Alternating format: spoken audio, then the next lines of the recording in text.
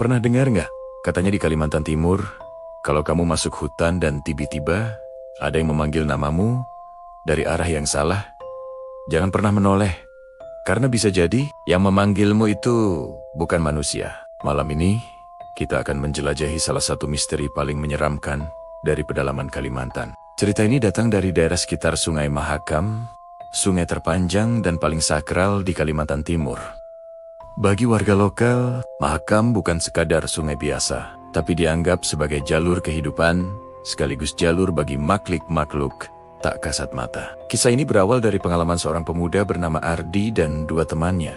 Suatu malam, mereka memutuskan untuk menyusuri hutan di pinggir sungai untuk memancing. Karena sudah sering ke sana, mereka merasa sangat percaya diri dan aman. Tapi, ada satu hal penting yang mereka lupakan. Hari itu adalah malam Jumat Kliwon. Awalnya, perjalanan mereka terasa normal. Hanya ada suara aliran air sungai, sahutan serangga malam, dan desiran angin yang berhembus pelan di antara rimbunnya pepohonan. Suasana terasa begitu damai. Sampai tiba-tiba, di tengah keheningan malam, Ardi mendengar namanya dipanggil dengan sangat jelas. Ardi, suaranya terdengar lembut.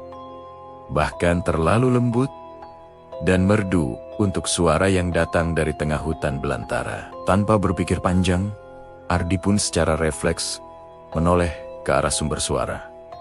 Dan sejak detik itu, ia tahu telah melakukan kesalahan fatal yang akan menghantuinya seumur hidup. Di balik barisan pepohonan yang gelap, berdiri sesosok makhluk tinggi kurus. Kulitnya pucat dan anehnya berwarna kehijauan. Namun yang paling mengerikan adalah matanya hitam pekat tanpa bagian putih sama sekali. Sosok itu menatapnya tanpa berkedip. Dalam kepercayaan masyarakat Dayak, makhluk semacam ini dikenal sebagai Hantu Banyu, sang penunggu sungai yang konon bisa menyerupai manusia untuk menipu dan menyesatkan siapapun yang masuk ke wilayahnya. Melihat penampakan itu, teman-teman Ardi langsung panik. Mereka berusaha mencari jalan pulang, tapi anehnya, arah yang mereka tuju terasa salah. Setiap langkah yang mereka ambil, seolah justru membawa mereka semakin jauh, semakin dalam ke jantung hutan. Kepanikan semakin memuncak ketika mereka menyadari jam tangan mereka berhenti berdetak.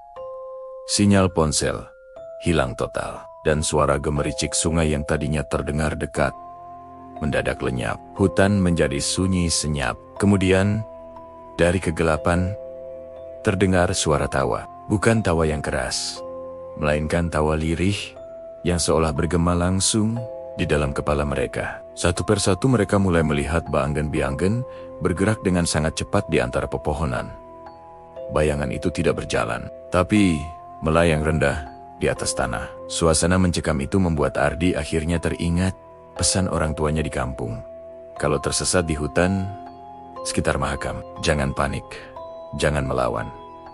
Duduklah dengan tenang dan minta izin untuk lewat. Dengan tubuh gemetar dan suara yang nyaris tak terdengar, Ardi berkata, "Kami numpang lewat. Kami minta maaf kalau sudah mengganggu." Seketika, angin berhenti berhembus. Hutan yang tadinya penuh dengan suara aneh mendadak sunyi total. Beberapa detik kemudian, yang terasa seperti selamanya, mereka melihat secercah cahaya samar di kejauhan. Itu adalah pantulan cahaya bulan di permukaan sungai. Tanpa berani menoleh ke belakang sedikit pun, mereka bertiga berlari sekuat tenaga menuju cahaya itu dan berhasil keluar dari hutan. Namun, teror belum berakhir. Sesampainya di rumah, tubuh Ardi langsung panas tinggi selama 3 hari 3 malam. Ia terus mengigau, menyebut-nyebut suara lembut yang terus memanggil namanya di dalam hutan. Orang pintar yang didatangkan untuk mengobatinya bilang, "Ardi,